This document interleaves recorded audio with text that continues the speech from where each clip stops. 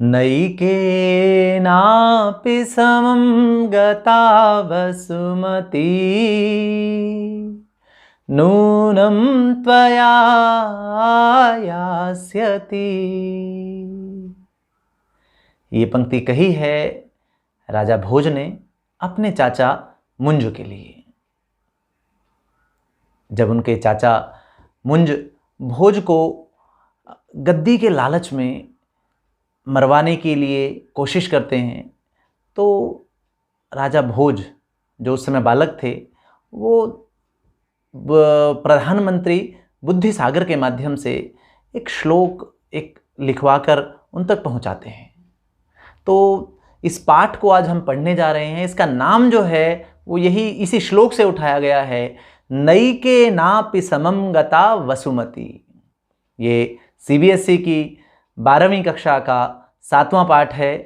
तो आज इस वीडियो में हम इस पूरे पाठ को, गद्य पाठ है यह, इस पूरे पाठ को और इसके अभ्यास को देखेंगे, समझेंगे, जानेंगे। और उससे पहले यदि आप हमारे चैनल पर नए हैं तो आप जल्दी से सब्सक्राइब कर लें हमारे चैनल को, ताकि हमारी सभी वीडियोस आप तक अबाध गति से पहुंचते रहें। और दूसरी बात ये है कि हम आपको इसके अभ्यास के उत्तर लिखित रूप में भी उपलब्ध करवाने वाले हैं। तो आप स्क्रीनशॉट लेकर उन्हें देख सकते हैं, उनका आगे आपके लिखने में वह सहयोगी हो सकते हैं। और ये पाठ हमें बताता है कि किस तरह से लोभ के वशीभूत होकर, लालच में आकर कोई भी व्यक्ति घृणित से घृणित कार्य करने की सोच बैठता है और बाद में जब उसका मन पिघलता है तो किस तरह उसे पश्चाताप होता है। तो यही कहानी ये हमें समझा रही है और आप इसे देखिएगा, समझिएगा और पाठ के अंत में इसके संबंध में आपसे कुछ पूछा जाएगा, उस विषय में भी आपने बताना है। तो चलिए शुरू करते हैं अपने पाठ को।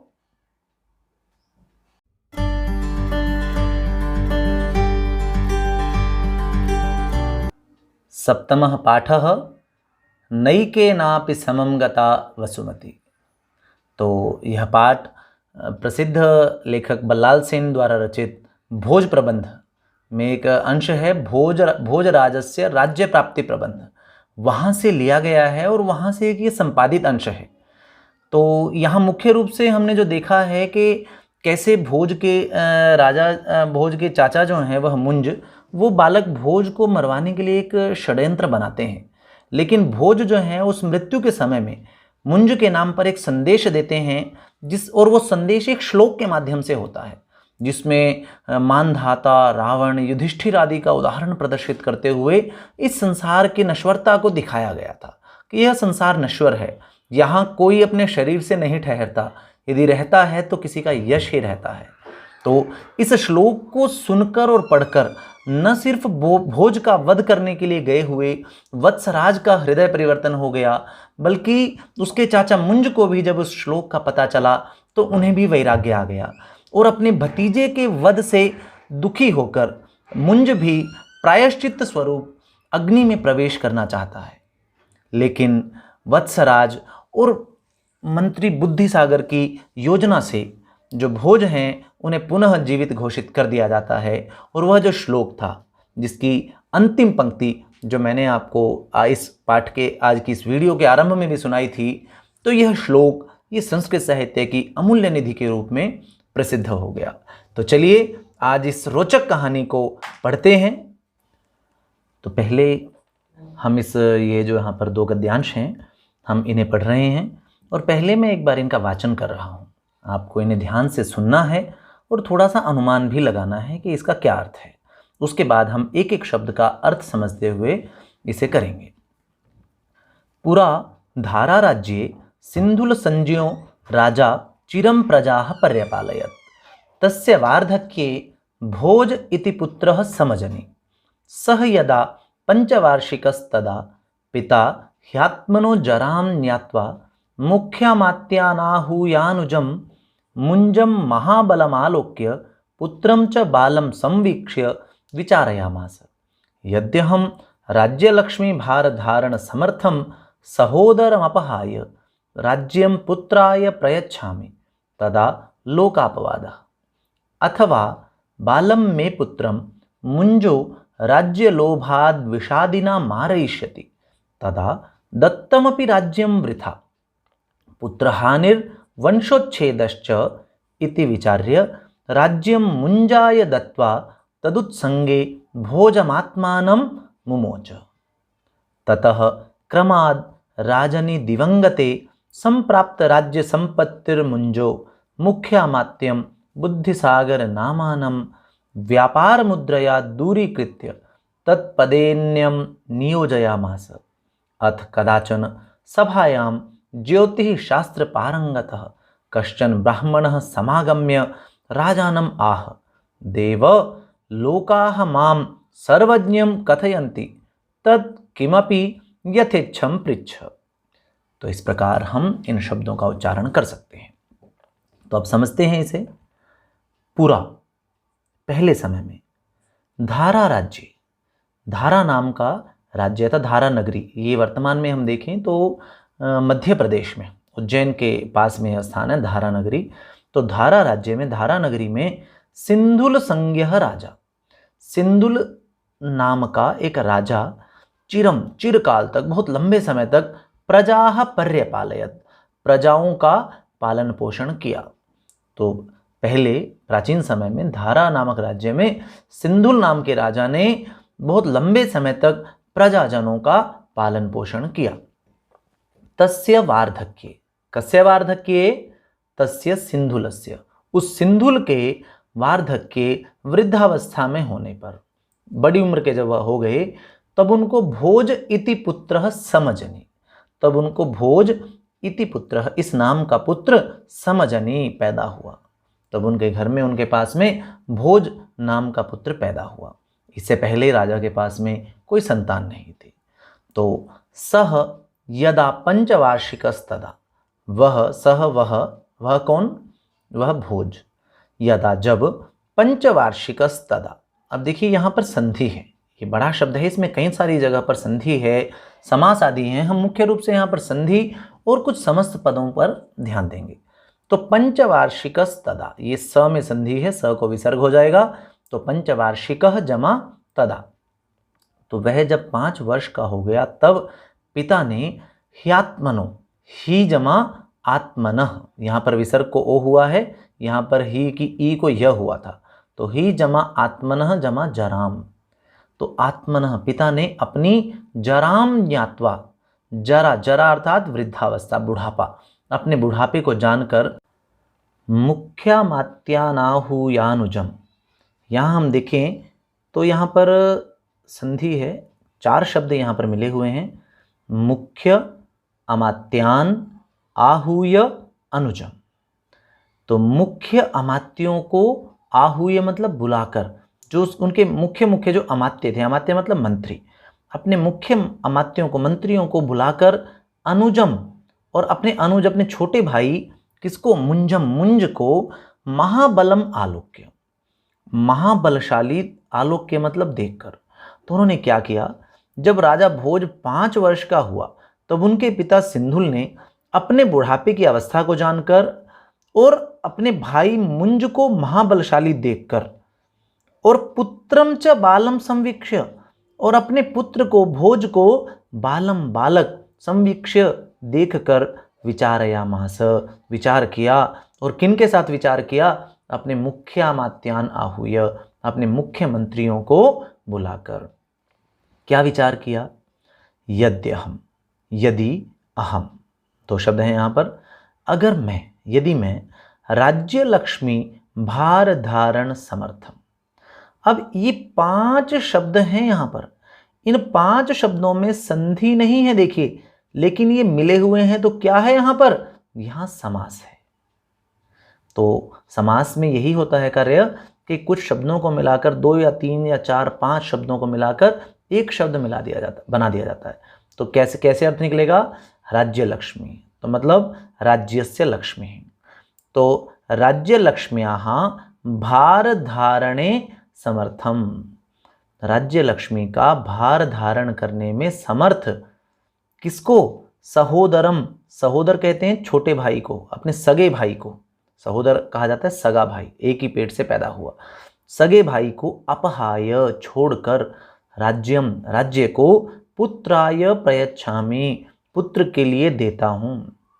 अब विचार कर रहे हैं कौन, राजा सिंधुल, कि पुत्र छोटा है, मेरा भाई जो है वो महाबलशाली है और मैं अब बूढ़ा हो गया हूँ, तो अगर मैं राज्य लक्ष्मी का भार धारण करने में समर्थ है कौन, मेरा भाई, राज्य लक्ष्मी को संभालने में समर्थ अपने सगे भाई को छोड़कर राज्य को पुत्र को देता हूं, मैं पुत्र को राज्य का भार में सौंप देता हूं, तदा लोकापवाद, तो क्या होगा, तो लोकापवाद होगा, लोग जो थे हैं ये प्रजाजन मेरी निंदा करेंगे, वो सोचेंगे कि राजा ने अपने इस पुत्र को, जो छोटे अभी बहुत छोटी आयु का है, इसको इन्होंने अपना उत्तराधिकारी घोषित कर दिया है और भाई इनका राज्य लक्ष्मी का भार धारण करने में समर्थ है, तो उसको इन्होंने राज्य क्यों नहीं दिया, तो लोकापवाद होगा, लोक निंदा होगी।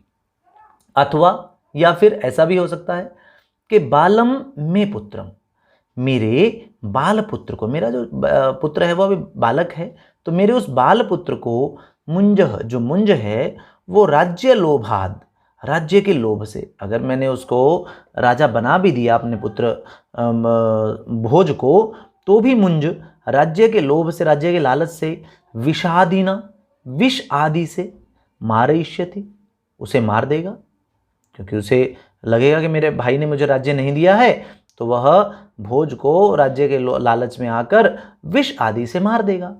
तदा, तब अगर ऐसा हो गया तो दत्तमपि राज्यम वृथा, तो दिया हुआ राज्य भी कैसा हो जाएगा, वृथा मतलब बेकार, जो मैं अपने पुत्र को राज्य दूंगा, लोग भी निंदा करेंगे, लेकिन फिर भी वो मेरा सारा काम बेकार हो जाएगा।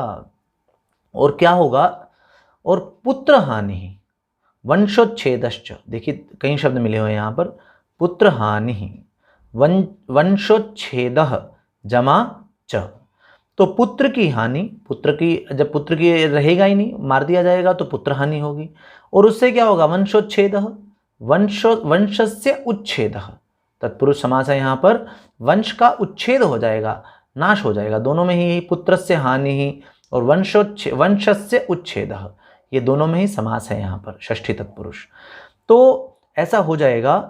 तो इति विचार्य, ऐसा विचार करके, राज्यम राज्य को, मुंजाय दत्वा, अपने भाई मुंज के लिए देकर, और तदुत्संगे, यहाँ भी संधि है, तत् जमा उत्संगे, उसके उत्संग कहते हैं गोद को, उसकी गोद में, किसकी गोद में, मुंज की गोद में, भोजम आत्मानम, अपने भोज को, अपने पुत्र भोज को, मुमोच छोड़ दिया, अर्थात उसे सौंप दिया।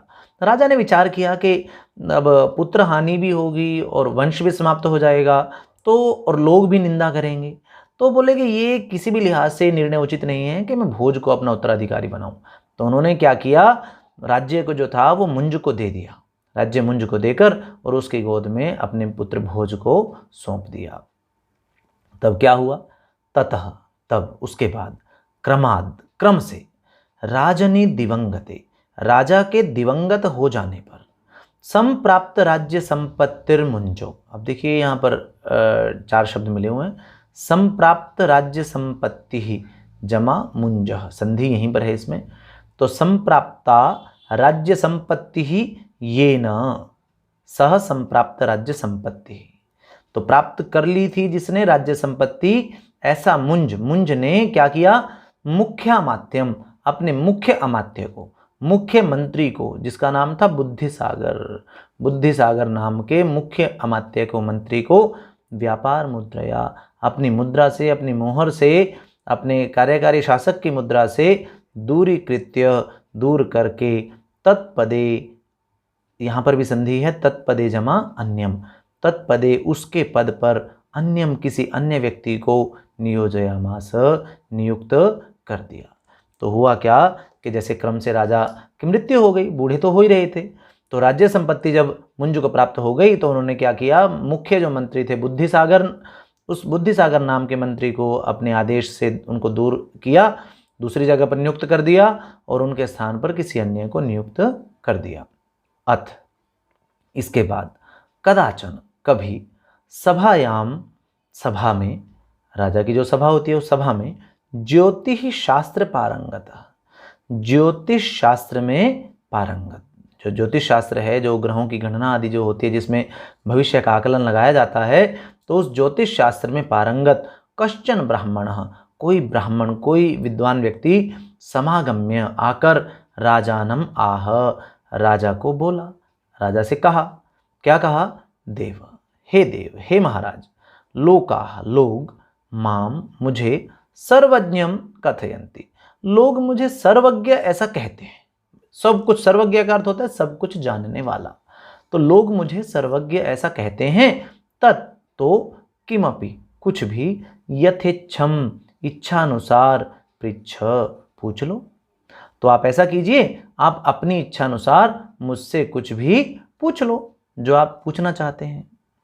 तो इस प्रकार हमने देखा इस गद्यांश में जो बात हुई कि किस तरह से राजा सिंधुल ने भोज के स्थान पर, अपने बालक भोज के स्थान पर अपने भाई मुंज को राज्य सौंप दिया, और कैसे उसके बाद मुंज शासन करने लगे, और वो ब्राह्मण आते हैं जो उनसे कहते हैं कि आप मुझसे कुछ भी पूछ लो।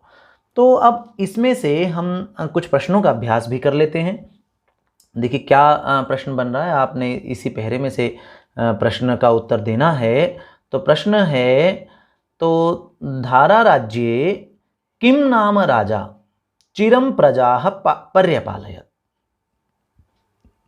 बताइए, पंक्ति ढूंढिए और उस पंक्ति में से उत्तर बनाइए, और एक पद में उत्तर आपने देना है।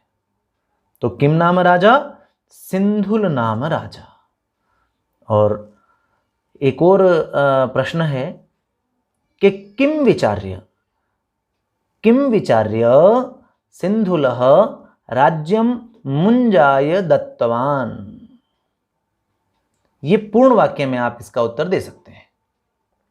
तो इस पंक्ति को ढूंढ लिया होगा आपने अभी, और आप इसे बीच में पॉज करके भी ढूंढ सकते हैं वीडियो को। उसके बाद आप उत्तर अपना जब छांट लें, फिर आप इस उत्तर को सुने जो मैं दे रहा हूं। तो उत्तर है, पुत्र हानि वंशोच्छेदश्च इति विचार्य राज्यम मुंजाय दत्तवान। तो इस प्रकार ये यहाँ से बन जाएगा। तो ये उदाहरण स्वरूप आपसे कुछ प्रश्न हमने यहाँ पर पूछे थे यह। तो अब आगे बढ़ते हैं। ततो मुंजः प्राह भोजस्य जन्मपत्रिकां विधेहि इति विप्रः जन्मपत्रिकां विधाय उक्तवान् 50 पंचवर्षाणि 7 मासदिनत्रयं भोजराजेन भोक्तव्यः सगौडो दक्षिणापथ। तो इस श्लोक के माध्यम से उस विद्वान ब्राह्मण ने जो कहा वो हम समझ लेते हैं। एक बार पहले इतना ही देखते हैं कि ततः, तब, मुंजः प्राह, मुंज बोला, जो राजा मुंज थे, जब उस ब्राह्मण ने पूछा उनसे कि आप पूछ लीजिए हमसे भी अपनी इच्छा अनुसार जो आप पूछना चाहते हैं। तो मुंज बोला, भोजस्य जन्म पत्रिकां विधेहि, भोज की जन्म पत्रिका बनाइए। जन्म पत्रिका मतलब जन्म कुंडली। तो भोज की जन्म कुंडली बनाओ। विप्रः जन्म पत्रिकां विधाय उक्तवान, जो वह विप्र थे, विप्र मतलब ब्राह्मण, ये उनका देखिए पर्याय आया है यहाँ पर ब्राह्मण का। तो ब्राह्मण ने जन्म पत्रिकां विधाय, जन्म पत्रिका को विधाय मतलब बनाकर, जन्म कुंडली को बनाकर, उक्तवान बोला, वह ब्राह्मण जन्म पत्रिका बनाकर बोले कि 50 पंचवर्षाणि, 50 और पंच कितने हो गए? 55 मतलब 55 वर्ष, 7 मास 7 महीने, और दिनत्रयम 3 दिन, इतना समय भोजराजेन भोक्तव्यः, भोजराज के द्वारा भोगा जाना है। क्या? सगौड़ः, गौड़ राज्य सहित दक्षिणापथः, दक्षिणापथ नाम के इस पूरे राज्य को, जिसमें गौड़ राज्य भी आता है, इस पूरे राज्य को भोज के द्वारा 55 वर्ष 7 महीने और 3 दिन तक भोगा जाना है, अर्थात इस पर शासन किया जाना है। मतलब इतना लंबा, इतने लंबे समय तक भोज जो है वह इस साम्राज्य पर शासन करेगा।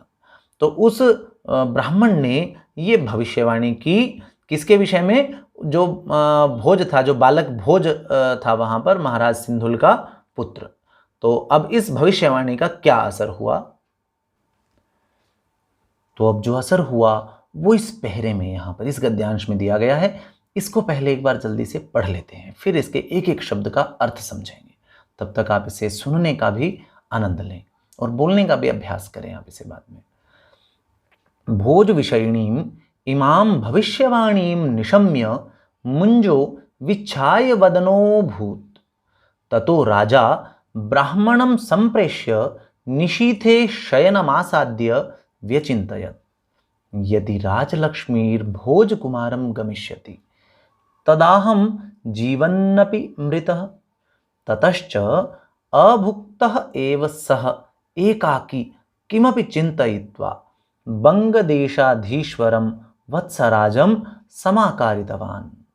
वत्सराजश्च धारानगरीं संप्राप्य राजानं प्रणिपत्योपविष्टः।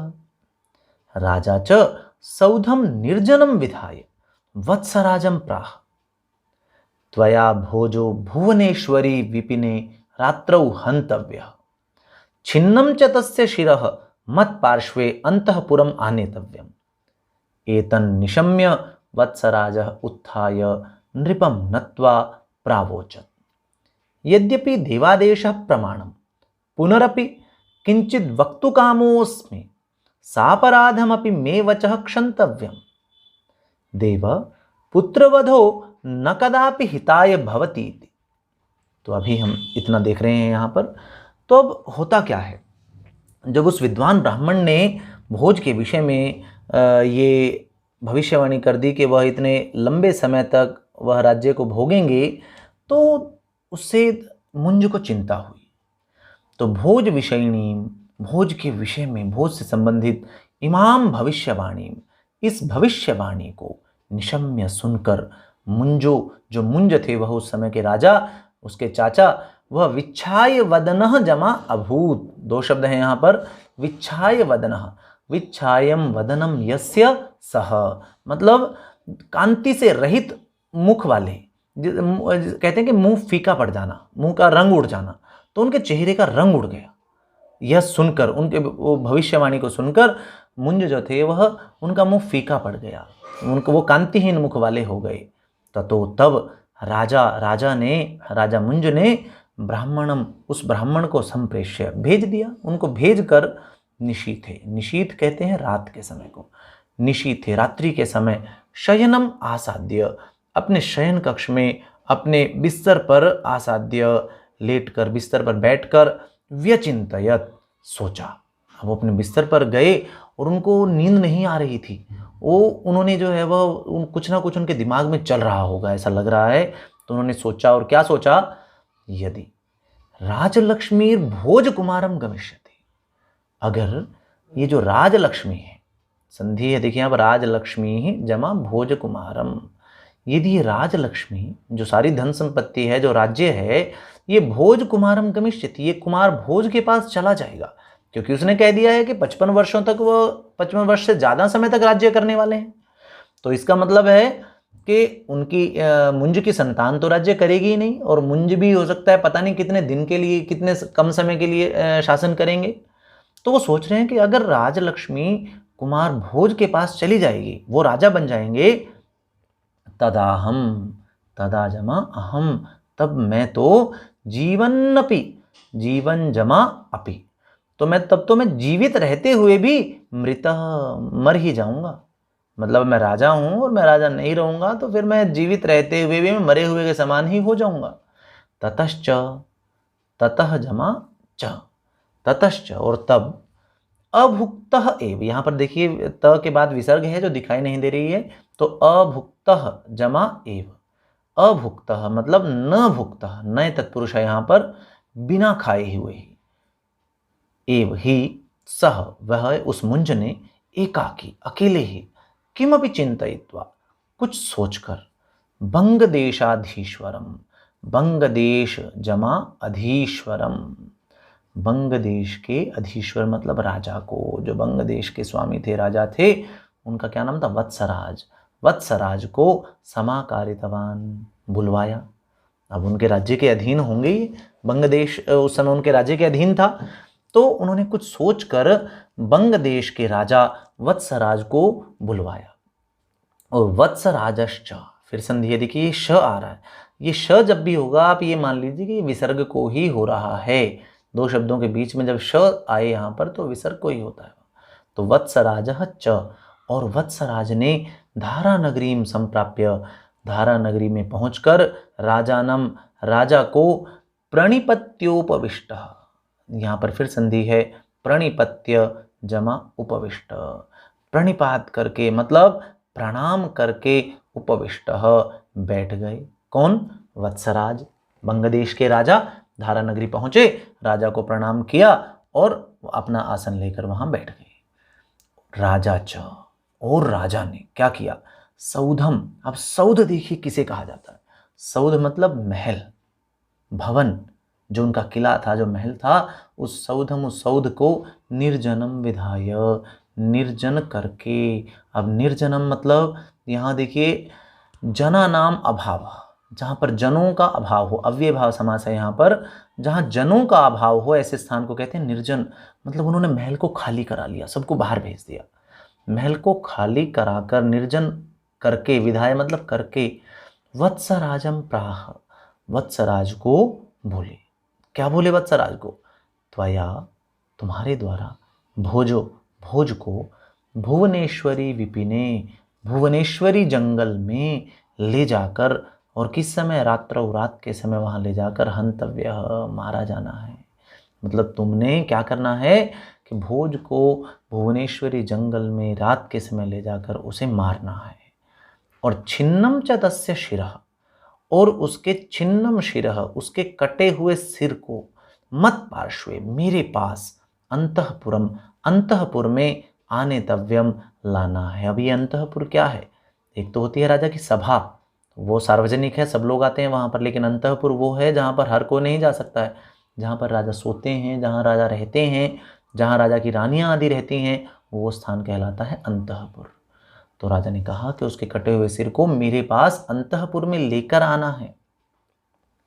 एतन निशम्य, फिर दो शब्द मिले हुए, एतत् जमा निशम्य, यह सुनकर वत्सराज, वत्सराज ने उत्थाय, उठकर, नृपम नत्वा, नृप को, राजा को नमस्कार करके, प्रणाम करके, प्रावोचत, बोले। वत्सराज अभी तक सुन रहे थे, उनकी बात को सुनकर उठकर राजा को प्रणाम करके प्रावोचत, बोले। क्या बोले? यद्यपि देवादेशः प्रमाणम, यद्यपि बेशक देव का आदेश ही, देव जमा आदेश, यहाँ देव का मतलब है महाराज, यद्यपि महाराज का आदेश ही प्रमाण है। मतलब आपने जो कहा है, महाराज ने जो कहा है वही उचित है और वही करना भी है। पुनरअपि, फिर भी, पुनः जमा अपि, दो शब्द हैं यहाँ पर, फिर भी, किंचित, कुछ, वक्तु कामः जमा अस्मि, वैसे तो महाराज ने जो कहा है वही मानना है, लेकिन कुछ बात आ रही है मन में, फिर भी किंचित वक्तु कामः अस्मि, फिर भी कुछ बोलने का इच्छुक हूँ, कुछ कहना चाह रहा हूँ। क्या कहना चाह रहा हूँ? और सापराधम अपि, ये यद्यपि एक अपराध है मेरा कि मैं राजा की बात पे बोल रहा हूँ, तो सापराधम, यहाँ पर देखिए अपराधेन सहितम, ये मेरा काम अपराध युक्त है, अपराध युक्त होने पर अपि भी, मे वचः, मेरे वचनों को, क्षंतव्यम, क्षमा किया जाए। मेरा ऐसा करना अपराध युक्त है, फिर भी मेरे वचनों को क्षमा किया जाए, ऐसी मैं प्रार्थना कर रहा हूँ।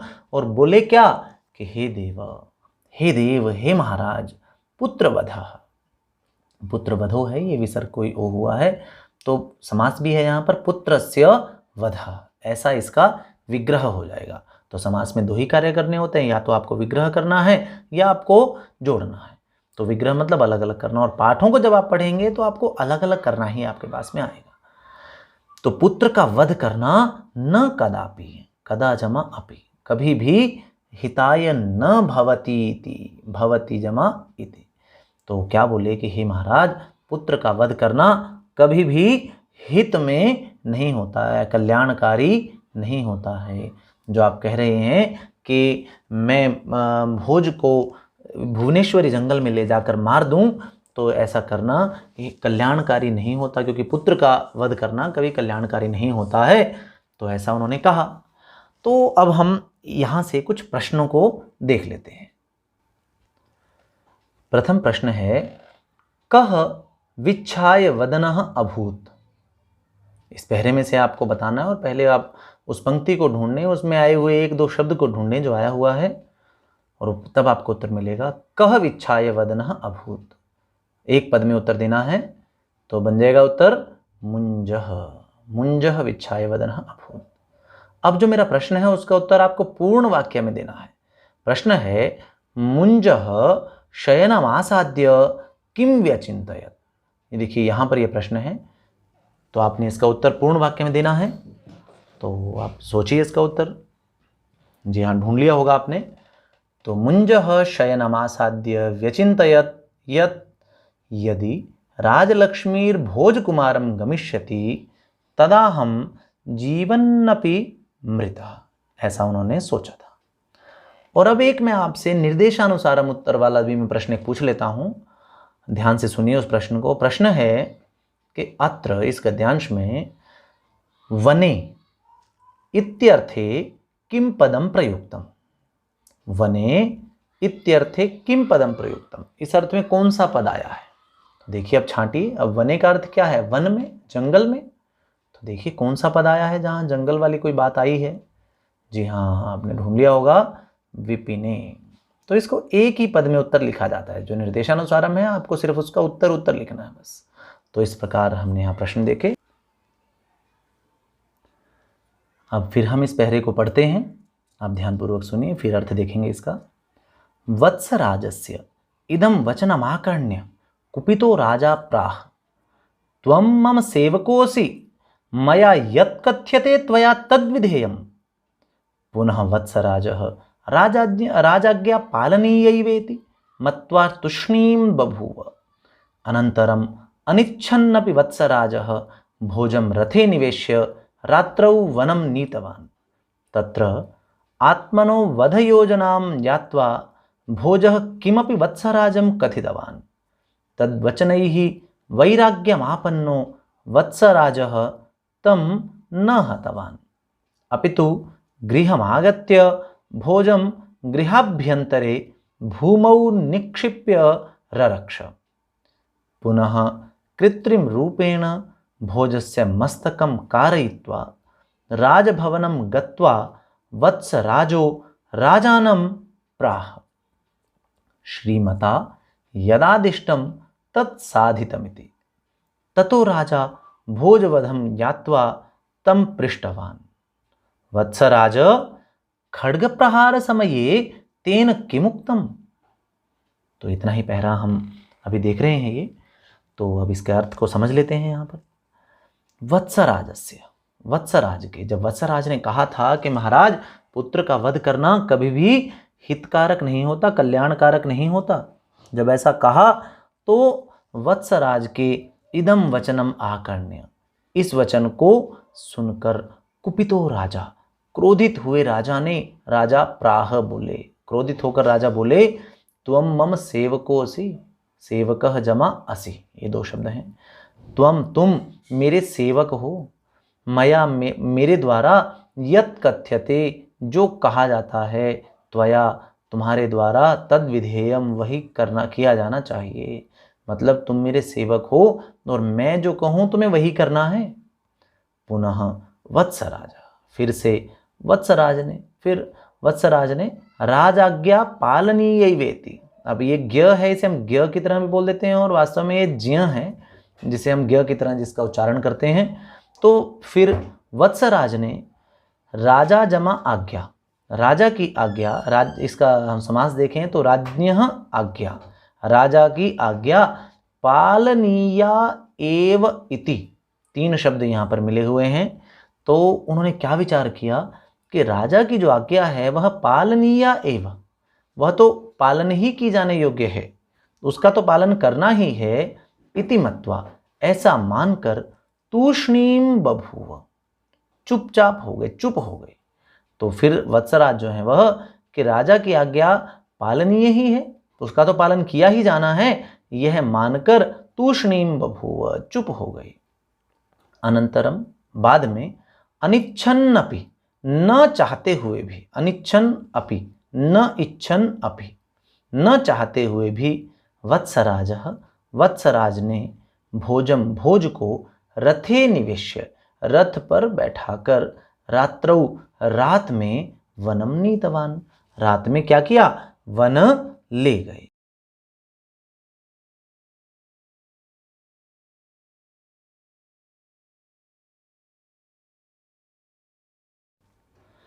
तत्र आत्मनो वधयोजनां ज्ञात्वा भोजः किमपि वत्सराजं कथितवान्। तत्र, वहाँ पर जब वन में पहुंच गए तो वहाँ आत्मनः वध योजनाम, यहाँ पर संधि है, विसर्ग को ओ हुआ है, आत्मनः जमा वध योजनाम, अपने वध योजनाम, दो शब्द हैं, समस्त पद है, ये समास है यहाँ पर, वधस्य योजनाम, अपने वध की योजना को ज्ञात्वा जानकर, भोजः, जो भोजराज है, भोज है, वो किमपि, कुछ भी, कुछ, वत्सराजम कथितवान, उन्होंने भोज ने वत्सराज से कुछ कहा। और क्या कहा, जो कहा तो तद्वचन ही, उसके वचनों से, भोज के वचनों से, वैराग्यम आपन्नः, विसर्ग संधि यहाँ पर देखिए ओ हुआ है, वैराग्य को प्राप्त हुए, वैराग्य को प्राप्त हुए। अब वैराग्य जो ऐसा भाव है जिसमें व्यक्ति राग द्वेष आदि सब भावनाओं को भूल जाता है, लाभ हानि, राग द्वेष, स्वामी सेवक आदि सब भावनाओं को भूल जाता है। तो ऐसे वैराग्य भाव को प्राप्त हुए वत्सराज, वत्सराज ने तम न हतवान, उसे नहीं मारा, किसे, भोज को, अपितु बल्कि गृहम आगत्य, गृहम आगत्य, घर आकर, भोजम, भोज को, गृहाभ्यंतरे, गृहस्य अभ्यंतरे, घर के भीतर, घर के अंदर, भूमौ निक्षिप्य, भूमि में छिपाकर, ररक्ष, रक्षा की। तो भूमि में, सुरंग आदि में किसी स्थान पर, गुप्त स्थान पर उन्होंने, वत्सराज ने भोज को छिपाया और उसकी रक्षा की। पुनः, और फिर, कृत्रिम रूपेण, कृत्रिम रूप से, भोजस्य मस्तकम कारयित्वा, भोज के मस्तक को तैयार कराकर, बनवाकर, क्योंकि राजा मुंज को तो दिखाना था, उन्होंने कहा था कि आपने मुझे जो है वो उसका सिर मेरे सामने लेकर आना है। तो उन्होंने कृत्रिम रूप से भोज के मस्तक को बनवाकर, राजभवनम गत्वा, राजभवन जाकर, वत्सराज, वत्सराज ने, राजानम, राजा को, प्राह, बोला, वत्सराज ने राजा को बोला, और क्या बोला, श्रीमता, श्रीमान जी के द्वारा, आपके द्वारा, यदादिष्टम, यहाँ पर भी दो शब्द मिले हुए हैं, यद, यत जमा आदिष्टम, जो आदेश दिया गया था, तत् साधितम इति, वह सिद्ध कर दिया गया है, वह पूरा कर दिया गया है। ततो राजा भोजवधम ज्ञात्वा, तब राजा जो है वह, राजा ने भोज के वध को जानकर, तम पृष्ठवान, उससे पूछा, किसको, किससे पूछा, उस वत्सराज से पूछा, वत्सराज, हे वत्सराज, हे वत्सराज महाराज, खड्ग प्रहार समये, जब आपने उस पर तलवार का प्रहार किया उसकी गर्दन को काटने के लिए, तो खड्गस्य प्रहारस्य समये, ऐसे इसका विग्रह करेंगे हम समस्त पद का। तो खड्ग के प्रहार के समय में, तेन किम उक्तम, उसके द्वारा क्या बोला गया, जब आपने उस पर खड्ग का प्रहार किया तो उस समय उसने क्या बोला। तो यह पूछा है राजा ने यहाँ पर। अब देखिए, हमने इस पहरे को पढ़ा है, इस पाठ में वैसे हम देखें तो संधि और समास के साथ साथ प्रत्ययों का भी अपने आप में पर्याप्त मात्रा में प्रयोग हुआ है, और उनमें जो कुछ प्रत्यय आए हैं उन्हें हम देखें तो इस पहरे में हमें एक तो ल्यप प्रत्यय का प्रयोग, ल्यप प्रत्यय आपने पिछली कक्षाओं में भी पढ़ा होगा, इसमें शब्द के पीछे य बचता है सिर्फ, और य में कोई संधि, विसर्ग या फिर म आदि नहीं आता, बस ये यूं ही का यूं ही ये एक अव्यय की तरह बन जाता है, जैसे आकर्ण्य, इसमें ल्यप प्रत्यय है, आ कर्ण जमा ल्यप। आप और भी इसमें देख सकते हैं, कुछ जगह पर आपको ल्यप प्रत्यय मिलेगा, जैसे यहाँ हम, और जैसे निवेश्य, निविश ल्यप, यहाँ पर भी है। आप और भी देखें, यहाँ पर आगत्य, गृहम आगत्य, आगम जमा ल्यप, निक्षिप्य, निक्षिप जमा ल्यप। इसका प्रयोग कहाँ होता है ल्यप प्रत्यय का? ल्यप प्रत्यय का प्रयोग होता है जब एक क्रिया हो चुकी हो, समाप्त हो गई है और अगली चल रही है, जैसे आगत्य मतलब आकर, निक्षिप्य मतलब छिपाकर, ऐसे आकर्ण्य मतलब सुनकर, इस प्रकार से। तो ये कई बार यहाँ पर प्रयोग आया है इस प्रत्यय का। तो इसके अतिरिक्त एक और प्रत्यय आया है, कई बार प्रयोग आया हुआ है इस पाठ में, आप अन्य पहरों में भी आप इनको ढूंढेंगे जब आप इस पाठ को पढ़ेंगे तो अन्य पहरों में भी आप इनको ढूंढें। जैसे एक शब्द एक आया है हमारे सामने कि मत्वा। मत्वा में क्या जुड़ा हुआ है पीछे? त्वा। तो ये भी प्रत्यय है त्वा, आधा क त्वा, त्वा बोलते हैं इसे। इसका भी प्रयोग बिल्कुल ल्यप और त्वा प्रत्यय दोनों ही एक साथ प्रयोग होते हैं। और ऐसे ही उदाहरण हम देखते हैं। और कौन से हैं यहाँ पर आप, और जैसे ज्ञात्वा, और आप देखें कारयित्वा, गत्वा, यहाँ पर फिर ज्ञात्वा। तो यहाँ पर भी हम देखें तो प्रत्यय कौन सा आया है? त्वा। और त्वा और ल्यप जैसा मैंने कहा कि दोनों प्रत्ययों का प्रयोग एक ही अर्थ में होता है, कर, ज्ञात्वा जानकर, मत्वा मानकर, कारयित्वा कराकर या बनाकर, बनवाकर। तो इस अर्थ में होता है। सिर्फ भेद इतना है कि जहाँ ल्यप लगेगा वहाँ पर शुरुआत में कोई उपसर्ग जुड़ा हुआ होता है, यहाँ नहीं होता है। बस इतनी बात है यहाँ पर। तो ये प्रत्यय यहाँ पर हमने देखे, मुख्य रूप से इनका काफ़ी प्रयोग हुआ था। और अब हम कुछ प्रश्नों को भी यहाँ से देख लेते हैं। और पहला प्रश्न है एक पदेन उत्तरत। प्रश्न है कि वत्सराजः भोजम कदा वनम नीतवान। अब देखिए, आप ढूंढिए इसे, एक पद में उत्तर देना है तो उत्तर आएगा रात्रौ। ऐसे ही अब एक और प्रश्न मैं आपसे पूछ रहा हूं यहाँ पर, आप उसका उत्तर देंगे मुझे। यह भी एक पदेन उत्तर है यहाँ पर। भोजवधम ज्ञात्वा कह वत्सराजम पृष्टवान। बताइए। तो उत्तर है राजा। तो इस प्रकार अन्य भी प्रश्न हम कर सकते हैं। मैं समझता हूँ कि जितना हमने किया है यह पाठ आपको अच्छे से समझ आ गया होगा। और इस पाठ का बाकी हिस्सा हम अगली वीडियो में करेंगे और साथ में ही उसमें हम अभ्यास भी करेंगे। तो मिलते हैं जल्दी ही अगली वीडियो के साथ। धन्यवाद।